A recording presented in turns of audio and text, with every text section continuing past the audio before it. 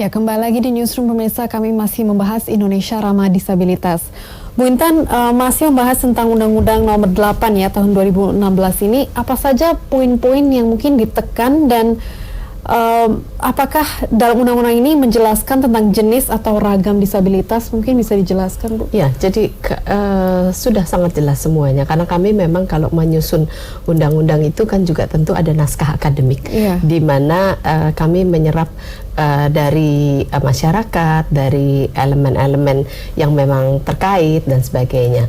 Nah, kalau tadi kita bicara pasal 53 khususnya, di mana bahwa antara lain adalah 2% sekurang-kurangnya angkatan kerja harus diserap di sektor publik. Nah, apakah kemudian ini sudah dilaksanakan?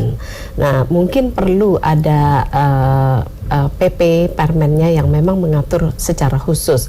Kalau tadi Pak Siswadi antara lain kan menyampaikan perlu ada reward and punishment. Nah, itu di situ sehingga menjadi trigger untuk masing-masing mempekerjakan. Dan kita tahu kalau menurut data Bappenas terakhir adalah baru 25% dari penyandang disabilitas yang memang menjadi terserap di tenaga kerja. Dan dari 25% itu 39% ada di petani, sekitar 30% ada di buruh, baru sisanya. Sehingga menurut saya sebetulnya ini juga harus ditunjang oleh komponen lain, bukan hanya sekedar peraturan, tapi kemudian bagaimana penyandang disabilitas ini menjadi mandiri. Sebetulnya itu yang dibutuhkan. Nah, bagaimana untuk bisa mandiri dari mulai yang bersangkutan keluar rumah sampai dengan ke tempat pekerjaannya ataupun apapun aktivitasnya harus difasilitasi. Jadi misalnya infrastruktur jalan yang memudahkan mereka. Kalau memang tunadaksa dengan kursi roda, berarti harus ada ramp di gedung-gedung dan di tempat kita utamakan tentunya dimulai dengan fasilitas publik.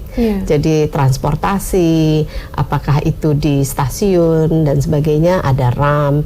Kemudian kalau bicara gedung-gedung saja, gedung-gedung di kantor-kantor pemerintahan, sangat jarang atau malah saya belum pernah menemui yang namanya untuk tombol lift itu ada braille. Nah, kalau kita lihat di negara-negara lain itu sudah ada. Nah, bagaimana kemudian para penyandang disabilitas ini bisa mandiri? Kalau saya merasa kalau mereka sudah mandiri, saya sangat yakin mereka itu akan berprestasi di bidangnya. Makanya kemudian juga harus disesuaikan dengan vokasi yang mereka memang kuasai. Oke, baik Bu. Dan membahas lebih dalam mengenai pekerjaan ya, Pak Siswadi, apakah masih ada diskriminasi dalam hal penerimaan pekerjaan? Salah satu contoh mungkin ya adalah Dokter Gigi Romi yang batal diangkat sebagai PNS, dan Ibu Intan juga bilang masih 25% ya yang di area pekerjaan. Menurut Pak Siswadi sendiri bagaimana? Ya, jadi saya mohon izin Bu Intan, saya ingin mengutip dulu pasal 53 Undang-Undang Nomor 8 tahun 2016.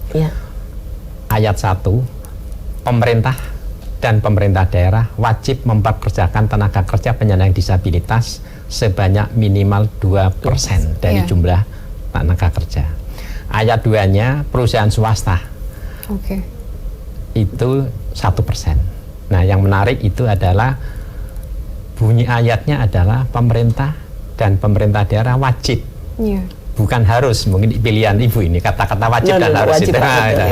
Artinya kita sesuai. Kalau wajib itu secara fikih, kalau dilaksanakan berpahala, kalau tidak dilaksanakan berdosa.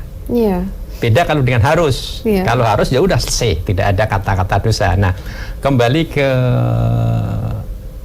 sekarang, di mana sekarang ada penerimaan aparatur sipil negara yang jumlahnya sekitar hampir 250.000. Yang kami usulkan, mungkin Ibu Intan bisa mengomentarin, saya menafsirkan pasal itu adalah 2% itu adalah hak penyandang disabilitas. Oleh sebab itu, jumlah rekrutmen sebesar 250.000 kali 2% adalah 5.000 keluarkan dari kompetisi umum diperhubungkan oleh disabilitas itu sendiri. Dengan demikian, maka insya Allah kuota 2% itu akan segera tercapai.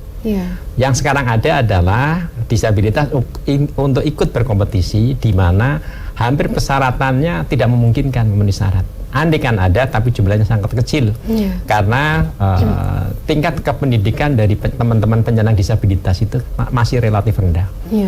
Tingkat sarjana mungkin masih bisa dihitung dengan jari, kebanyakan masih di level SMP dan SMU. Nah, dengan demikian khususnya untuk rekrutmen ASN periode ini sangat bijak apabila usulan kami bisa dipertimbangkan. Jadi 2% kali 250.000, 5.000 keluarkan, jangan diganggu, berikan kepada Menpan RB dan Kementerian Sosial sama organisasi-organisasi disabilitas, silakan perbutkan sesuai dengan kondisi objektif disabilitas dan sesuai kebutuhan objektif juga daripada penerima pekerjaan.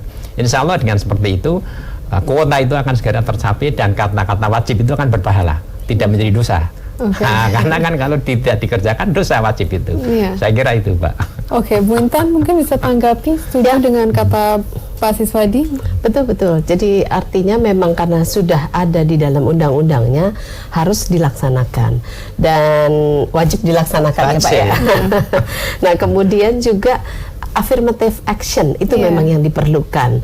Nah tinggal bagaimana kemudian apakah ada sanksi Pak? Ada punishment untuk itu, sehingga menurut saya roadmapnya sudah jelas gitu. Hanya tinggal memang baik tadi 2% di sektor publik, kemudian 1% di sektor swasta itu memang harus kemudian diberikan wajib diberikan kepada penyandang disabilitas. Oke Bu, berarti yang di dalam pasal 53 ini belum ada sanksi ya? Belum ya? Pada sanksi pada umum pasal 143 setiap orang yang menghalangi hak-hak penyandang disabilitas maka dikenakan sanksi hukuman kurungan 2 tahun dan denda sekian. Jadi kalau ini dikategorikan menghambat hak maka bisa masuk ke pasal itu. Jadi di sini ada sanksinya gitu. Oke, pertanyaan saya kalau memang udah ada di undang-undang dan wajib, kenapa masih rendah? Ya ini yang bisa jawab mungkin bukan dari kami ya. Yang jawab mungkin dari para pengambil kebijakan. Level eksekutif ya. Oke, Pak Siswadi, kemarin ada perayaan Hari Disabilitas Internasional ya dengan Wapres kita Ma'ruf Amin. Bagaimana Pak perayaan kemarin? Sambutan Pak Wapres sangat bagus dan itu sangat inspiratif. Dan kami sangat berharap sambutan beliau itu dijadikan isu strategis daripada para kementerian.